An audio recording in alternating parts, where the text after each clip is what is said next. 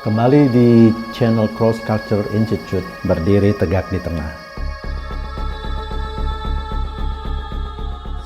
And it's all kind of wrapped up in this clip with religiosity, because I guess Jesus would say, don't wear a mask. You tell me. So what I'm asking you to do right now is to do the Great Reset in a good way. Okay, we're going to reframe it. Last night, about 150 of us went into Whole Foods, and we dressed up like people that aren't idiots, hiding from a virus that's not deadly. We did not wear a mask. Who here is up to the task of not wearing a mask? I ask you again, who here is up to the task of not wearing a mask? Jesus is king, and it's time to let freedom ring, ladies and gentlemen. So that's, I guess, claiming that the word of God is not to wear masks during a pandemic. And that same guy also claimed that COVID tests are fake. What that even means, I don't know, but let's take a listen. The PCR tests are fake. The COVID-19 PCR tests are fake. And if you go to my podcast, you can hear interviews, you can hear the founder of the PCR test, Kerry Mullins, explaining to you the PCR tests are supposed to be calibrated at 17, someone should write this down, 17 to 20 cycles. Those are calibrated at 40 cycles. What does that mean? It means that it's like your speedometer is telling you you're driving 400 miles an hour when you're driving 7 miles an hour. So the COVID tests are fake. That's actually a new one. And Kali ini saya ingin berbagi pikiran dengan Anda semua berkaitan dengan ulah perilaku dan gerak lakunya para mubaligh, para dai kita yang membawa panji-panji Allah, yang membawa misi keagamaan, yang kita tahu bahwa Islam itu ya'lu wa la yu'la alai, tetapi karena perilaku mereka, perilaku para ustadz-ustadz pembawa panji agama itu justru merendahkan Islam sendiri. Mari kita renungkan sejenak dengan tidak mengurangi rasa hormat saya kepada mereka, tapi saya juga ingin berbagi kalau mereka itu ya menurut hemat saya tidak sejatinya menjadi pembawa panji-panji Islam yang rahmatan lil alamin, yang kemudian memberikan sumbangsih emosional pikiran kepada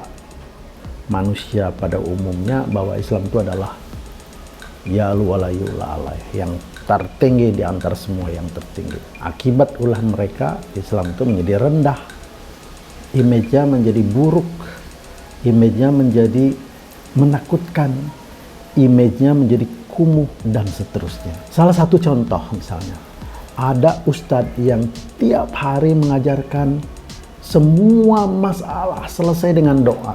Hutang banyak, baca sekian ribu ayat, baca sekian ayat ini, ayat itu, ayat ini, dan lain sebagainya. Ada masalah ingin punya jodoh, baca surat ini, baca surat itu berapa kali sehari, dan seterusnya. Ada ingin naik karir di kantor, di perusahaan, di bisnis, baca surat ini, baca ayat ini.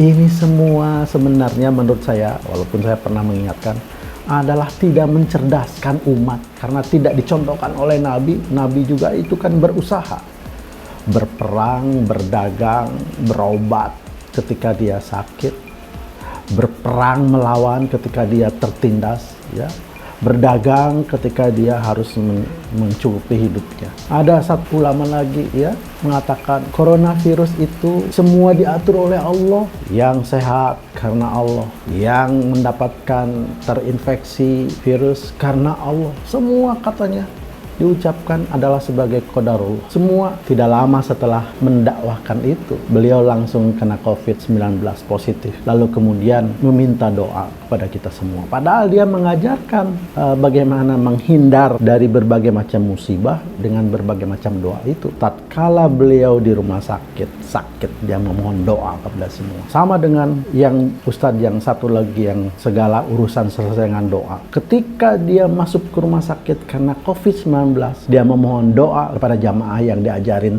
bagaimana cara berdoa menghindari berbagai masalah itu. Nah, hal-hal yang seperti ini kan orang kemudian membaca, fa'ainallah, di mana kalau begitu Allah itu?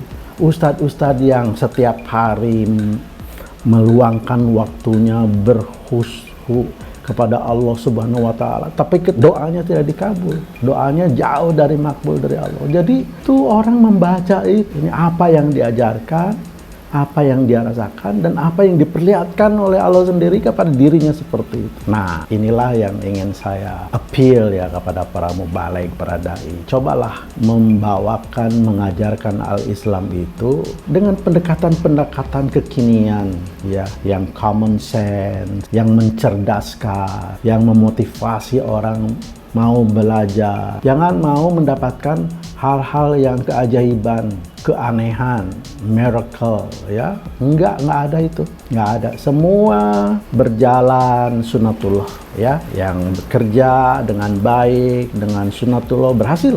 Yang tidak berhasil karena tidak mengikuti aturannya, karena dia tidak profesional. Nah, sekali lagi, orang yang kena musibah COVID-19 itu bukan karena qadarullah, karena ada ayat yang mengatakan wa ma asobakum min musibatin fabima kasabat aydikum. Barang siapa yang mendapatkan musibah itu karena hasil dari ulah tanganmu sendiri. Jadi sebenarnya doa yang paling manjur menghindari COVID-19 itu adalah 3M itu. Mencuci tangan, mencuci muka, menjaga jarak, dan makan yang baik, tidur yang nyenyak, hidup yang sehat. Sekali lagi, mohon maaf yang sebesar-besarnya. Saya hanya ingin berbagi, sama-sama meninggikan al-Islam. Assalamualaikum warahmatullahi wabarakatuh.